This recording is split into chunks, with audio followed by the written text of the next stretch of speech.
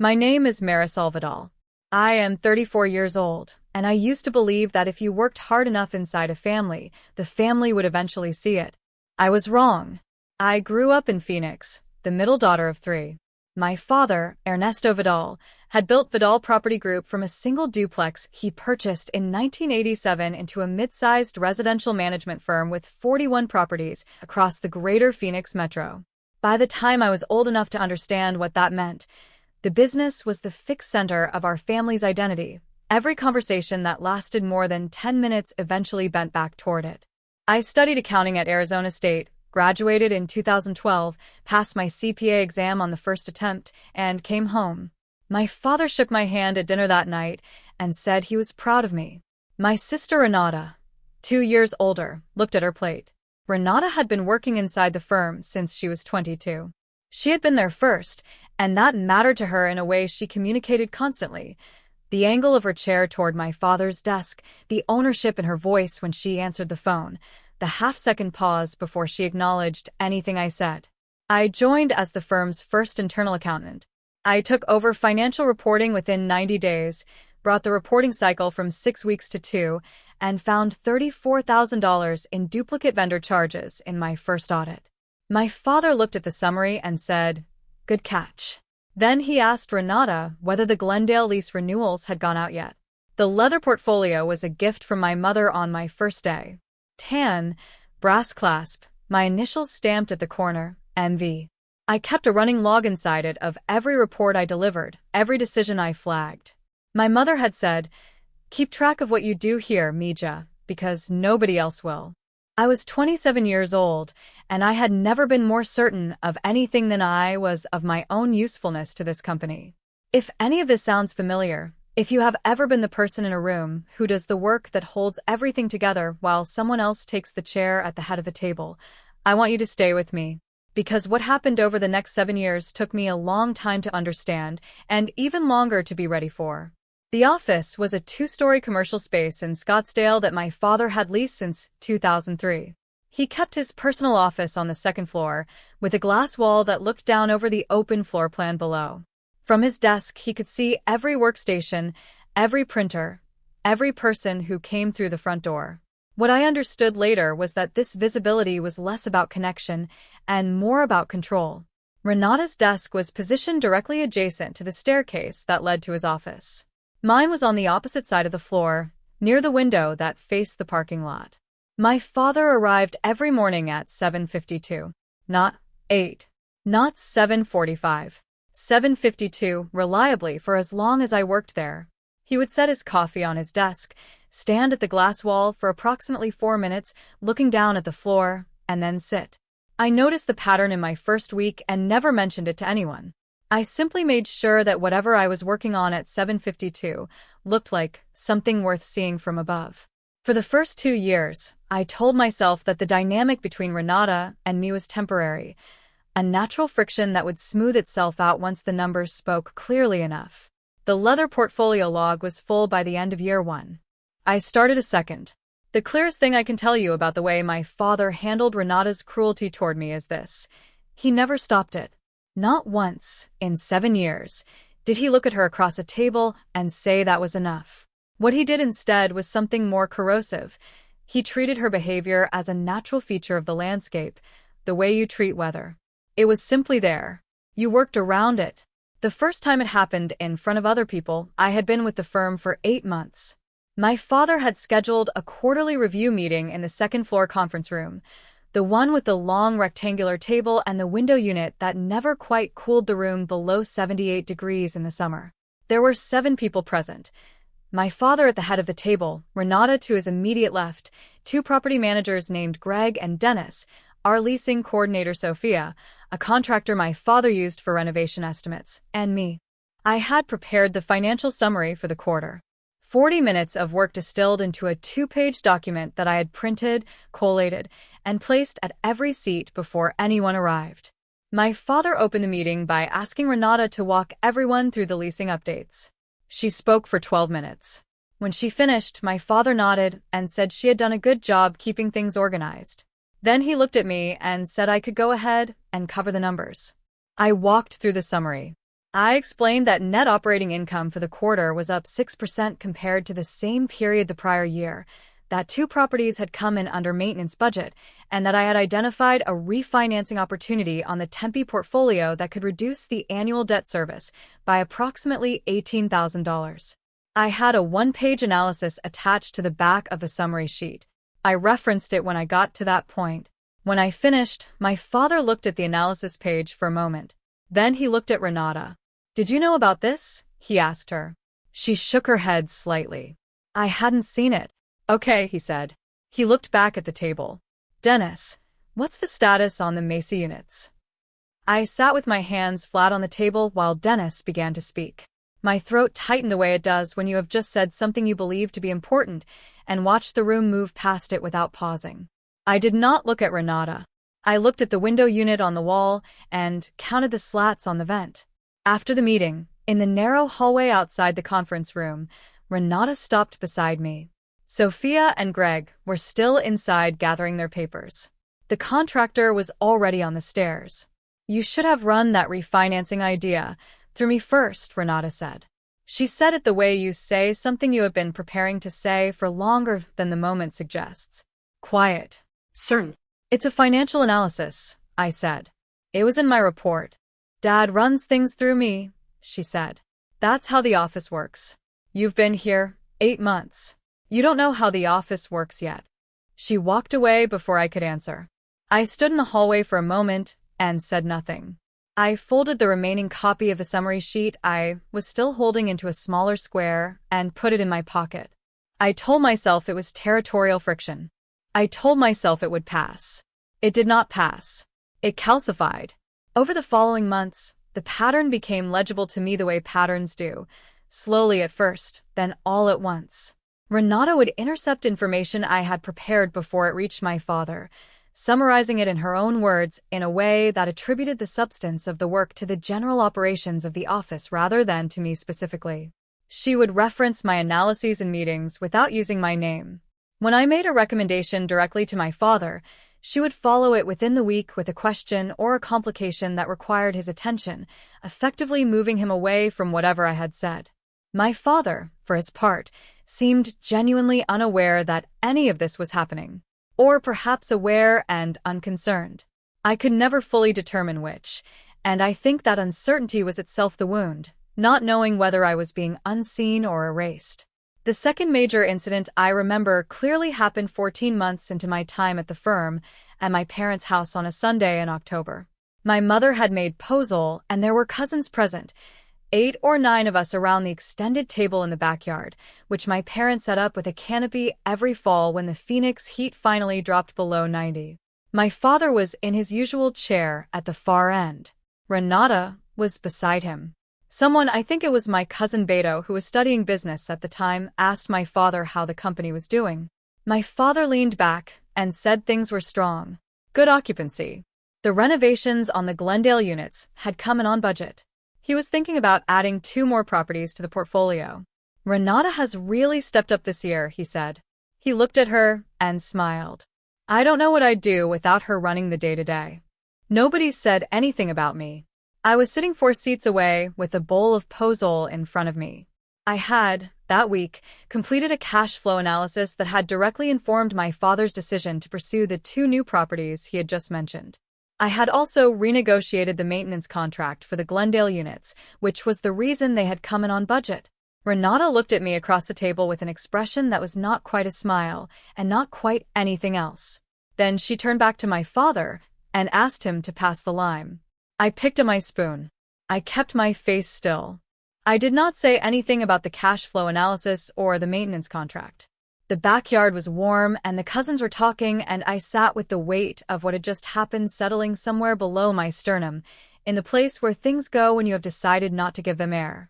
I was hurt, not the showy kind, but the kind that sits, the kind you carry home in the front seat of the car and find again on the kitchen counter the next morning. Later that night, when the cousins had left and my mother was washing the large pot in the kitchen, I stood at the counter beside her and dried the bowls as she handed them to me. You are too quiet, she said. She did not look at me when she said it. I'm fine, I said. She handed me another bowl. You don't have to be fine, she said. But you do have to be ready. I didn't know what she meant yet. I kept drying the bowls. What followed was not a single event. It was a methodology. I want to be clear about this because when I look back now I can see how deliberate it was. Not in the way a plan is deliberate, drawn out on paper with steps and timelines, but in the way a habit is deliberate, practiced until it becomes automatic. Renata did not need to think about what she was doing to me. She had simply learned, over years, how to occupy the space between my work and my father's recognition of it, and she maintained that position the way you maintain any territory, by showing up every day and making sure you are still there. I built the financial infrastructure of Vidal Property Group almost entirely alone over 7 years, and I did it while that infrastructure was being credited to the organization in general and to my sister's organizational abilities in particular. In my second year, I designed and implemented a property performance tracking system, a rolling spreadsheet model that pulled monthly data from all 41 units and flagged any property trending more than 8% below its historical occupancy average. I built it over 6 weekends and presented it to my father on a Monday morning. He looked at it for approximately 3 minutes, said it was useful, and asked Renata to make sure all the property managers were trained on how to input their data. She organized a 30-minute walkthrough. For the next 3 years, whenever the system flagged a problem in time to prevent a significant revenue loss, which it did 11 times, with an aggregate impact I later calculated at just under $290,000, my father talked about it as a piece of the firm's operational infrastructure. He never used my name when he talked about it. In my third year, I renegotiated the firm's property insurance policy across all 41 units by consolidating coverage under a single commercial carrier. The prior arrangement had been 3 separate policies with 3 different insurers, a structure my father had assembled piece by piece over 15 years and considered essentially permanent. The consolidation required 8 months of analysis, 3 rounds of competitive bidding, and 2 meetings with the new carrier's regional underwriter. The final policy saved Vidal Property Group $47,000 annually. My father called it a good result for the firm. In my 4th year, I identified a tax classification error that had been compounding since 2009. A cluster of mixed-use properties had been misclassified in a way that resulted in the firm consistently overpaying on its commercial property assessment. I filed amended returns for the eligible years and recovered $112,000 in overpaid taxes. My father thanked me at the next staff meeting in a single sentence and immediately pivoted to asking Renata whether the new tenant welcome packets had been updated yet. I am not cataloging these things to make myself sound exceptional. I am cataloging them because they were real and because for a long time I was the only person in that building who kept track of them. In my 5th year, I trained and supervised the firm's first junior accountant, a 23-year-old named Patricia, who I hired, onboarded, and mentored over the course of 18 months. I structured her role, wrote her performance reviews, and absorbed the full cost of her onboarding period into my existing budget without requesting additional resources. Patricia is still with the firm today. In my 6th year, a dispute arose with a commercial lender over the terms of a refinancing agreement on 3 of the Tempe properties. The lender's position was that a clause in the original agreement allowed them to reset the interest rate under conditions my father had not anticipated when he signed. I spent 4 months working with the firm's outside attorney to challenge that interpretation. We prevailed. The outcome preserved fixed-rate financing on those 3 properties for the remaining 9 years of the loan term, a financial protection whose value, over the full loan period, I calculated at approximately $380,000 in avoided rate exposure. My father heard the result on a Tuesday afternoon. He said, "Good. That's settled then." He asked Renata to call the property managers on those units and let them know. There was an afternoon in my 5th year that I think about sometimes. It was a Wednesday late in the day, and the office had mostly emptied out. I was at my desk running a variance analysis on the quarterly actuals when I heard Renata and my father talking on the 2nd floor above me. They were not being quiet. The glass wall carried sound differently after 5 o'clock when the ambient noise of the floor dropped away. My father said, "She does good work." There was a pause. Then Renata said, "She does fine. She's not a people person, though. The managers don't really connect with her." Another pause. Then my father said, "No, you're probably right." I sat at my desk and did not move. The variance analysis was still open in front of me. I squared the papers in front of me before I answered the next question the spreadsheet asked, and then I kept working until 7:30, and I drove home in the dark. The leather portfolio had 2 full logs in it by then. I had started a third. The family meeting was Renata's idea. She proposed it to my father in January of my 7th year, framed as a strategic planning session, an annual review of the firm's direction that would include the full family, not just the staff. My father thought it was an excellent idea. He sent a message to me, my mother, Renata, and our younger sister Camila, who had been loosely involved with the firm's marketing for 2 years but worked mostly from home, asking us all to be available on the 3rd Saturday in February. I did not know when I read that message what the meeting was actually for. I prepared anyway. That was my habit, and old habits in people like me do not wait for complete information.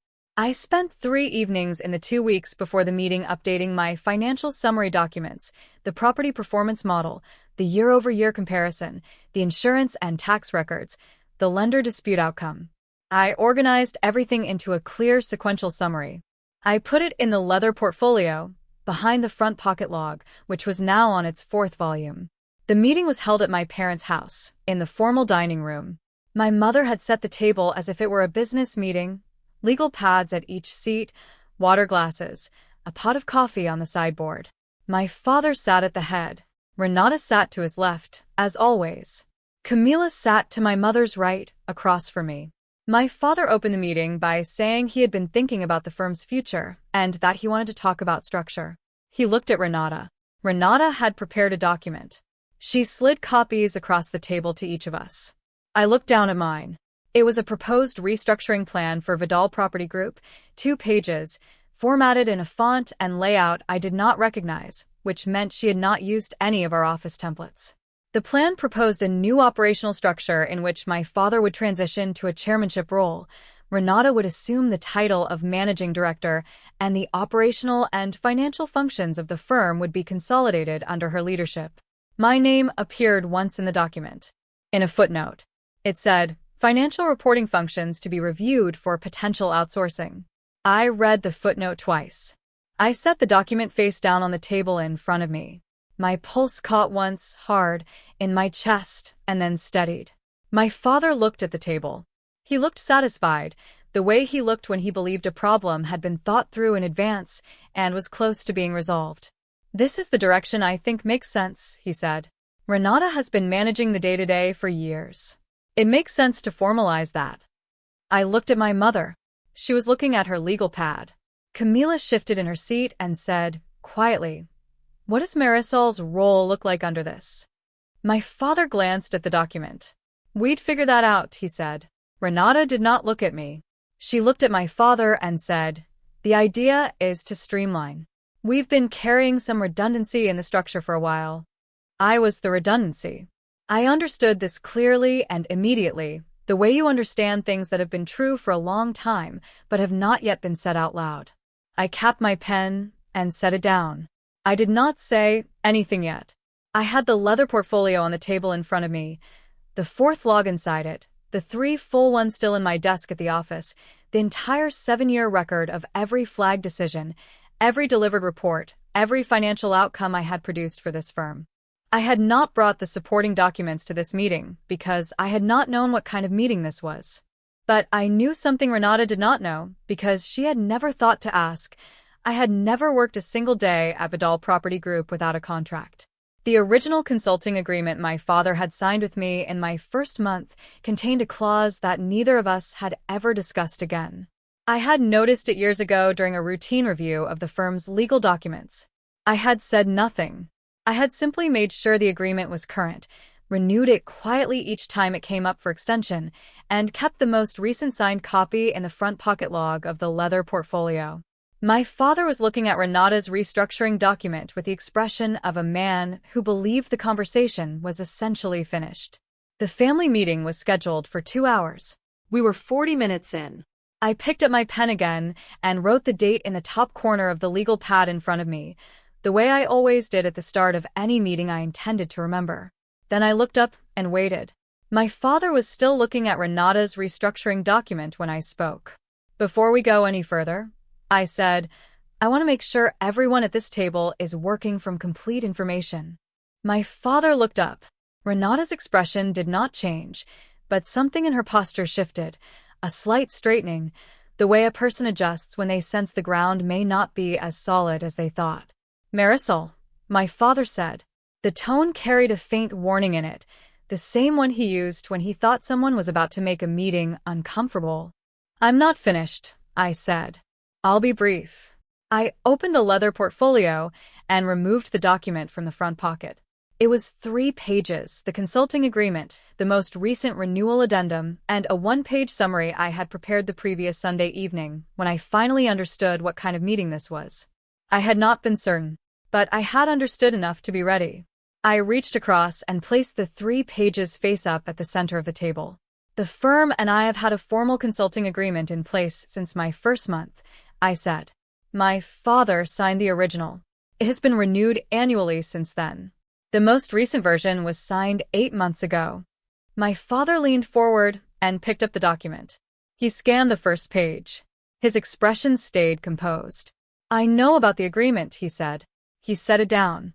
This doesn't change the direction we're discussing. The renewal addendum does, I said. Page 3. The highlighted section. He turned to page 3. Renata leaned forward slightly to see the pages from across the table.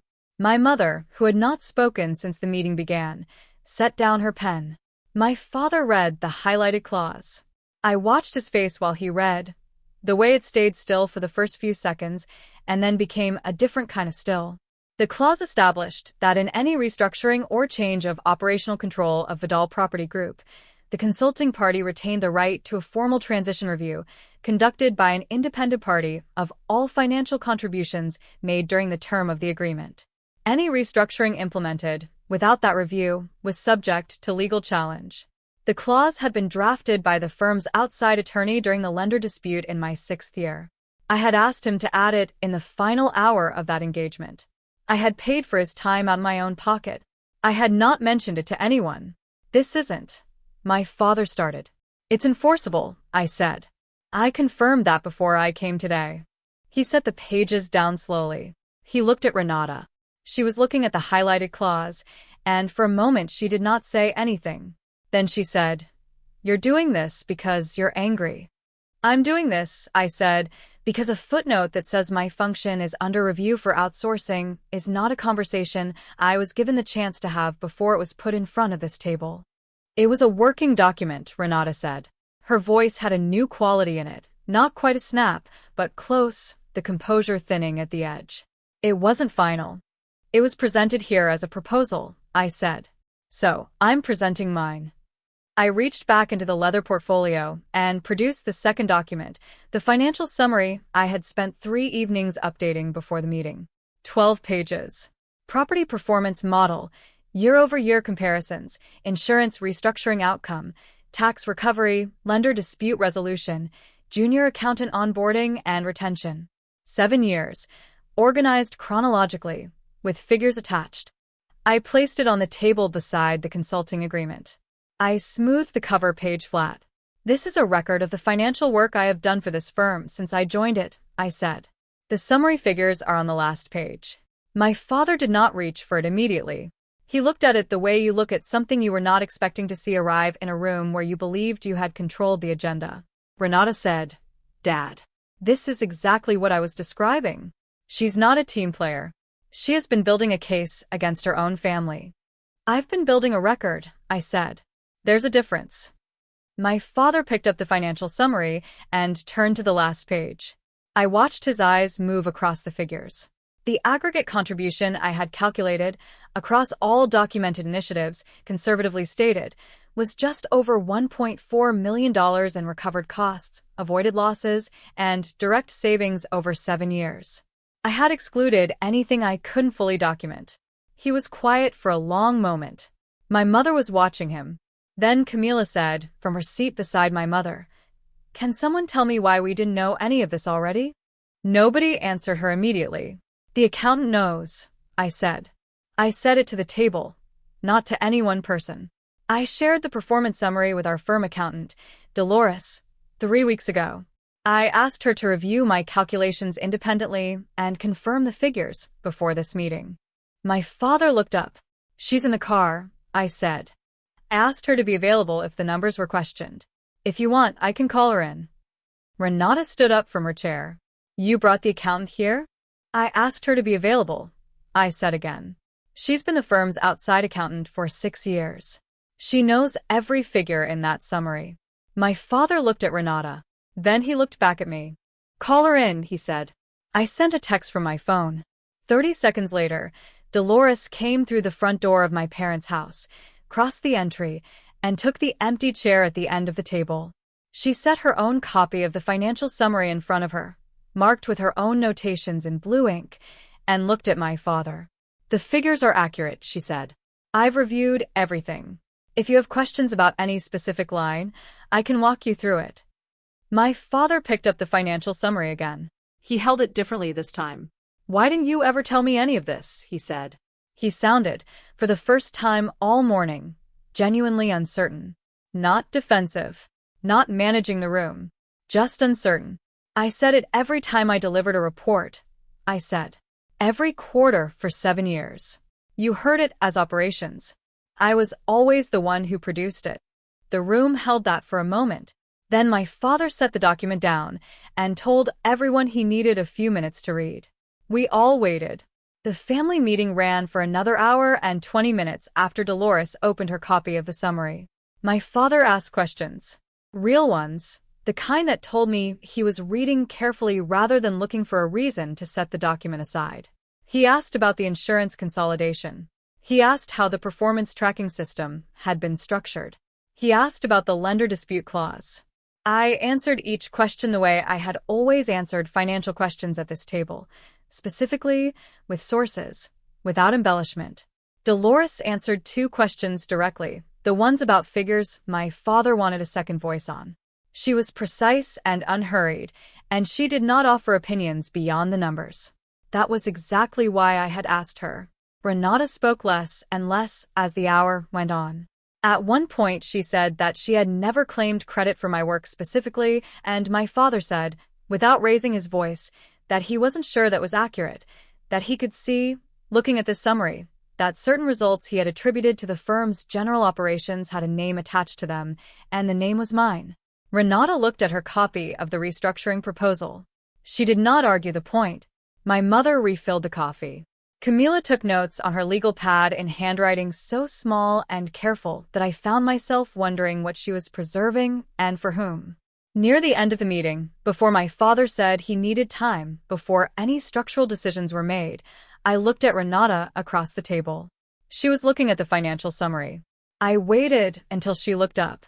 You told me in the hallway after my first quarterly review, I said, that I didn't know how the office worked yet. That I needed to run things through you first. She held my gaze but said nothing. I was 8 months into the firm, I said. What I was actually doing in that meeting was presenting a refinancing analysis that would have reduced the firm's annual debt service by $18,000. You moved the conversation past it before my father had a chance to respond. I capped my pen and set it down on the table between us. 2 years later, at Sunday dinner, you told the cousins that the Glendale units had come in on budget because operations had been running well that year.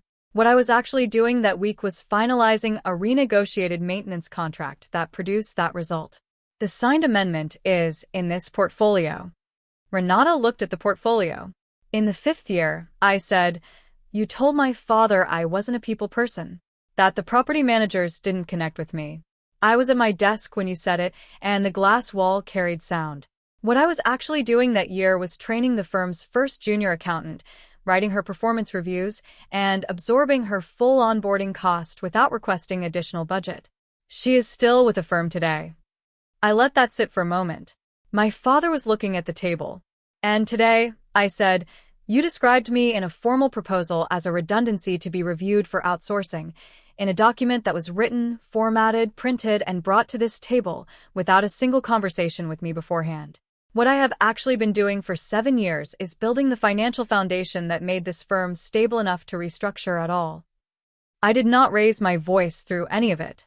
I did not look away from her when I finished. Renata said quietly, "I didn't think you'd fight back." I picked up the leather portfolio and set it squarely in front of me. "I'm not fighting," I said. "I'm presenting." There's been a difference between those two things my entire career, and I need everyone at this table to understand that I know the difference. I told my father I was going to get some water and that he should take whatever time he needed with the documents. I stood up without pushing the chair back sharply. I walked to the kitchen. I stood at the counter where I had dried bowls beside my mother years ago, and I listened to the dining room behind me. For a long moment it was quiet. Then I heard my father's voice, low and steady, say something I couldn't fully make out. Then Camila's voice. Then silence again. My mother came into the kitchen 3 minutes later. She stood beside me and put her hand on my arm and held it there, and neither of us needed to say anything. My father called me the following Thursday. He said he had read the financial summary 3 times. He said he owed me a longer conversation than the one we'd had at the family meeting and that he wanted to have it in person at the office before anyone else arrived. He met me there on a Friday morning at 7:52. I noticed the time when he came through the door. He probably didn't, but I did, and I found it quietly exact that even in a moment of reckoning, he arrived at the same hour he always had. What had shifted was not him, exactly. What had shifted was that he was finally reading the room that had always been there.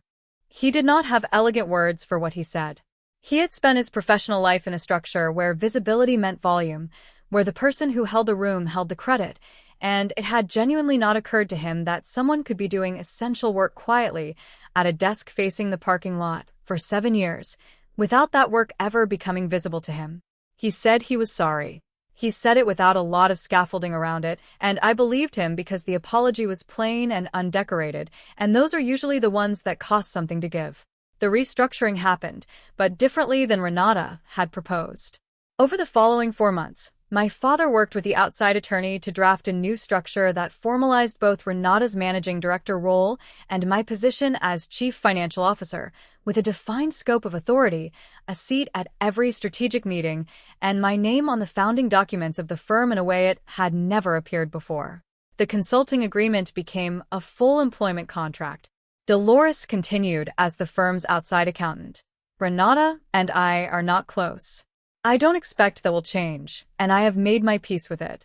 What changed is that the structure is legible now, my contributions are on record, my role has a title, and the space between my work and the recognition of it is no longer managed by someone else. That is not a small thing. My mother asked me, a few weeks after the meeting, whether I felt vindicated. I thought about it for a while before I answered. I said I felt accurate. That felt closer to the truth. Vindication implies a battle, and what I had done was not a battle, it was a presentation. 7 years of careful, documented work, produced at the moment it was needed, in a room full of people who were finally ready to read it. Here is what I know now, on the other side of it. The records you keep when no one is asking you to keep them are the records that matter most when everything shifts. Quiet work is still work. Documented contributions are still contributions.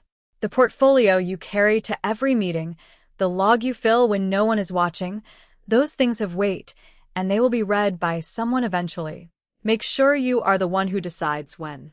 If this story found you at a moment when you needed it, when you are the person at the parking lot desk, building something no one has acknowledged yet, share it with someone who is sitting somewhere similar. They may need to know that the record they are keeping is worth keeping.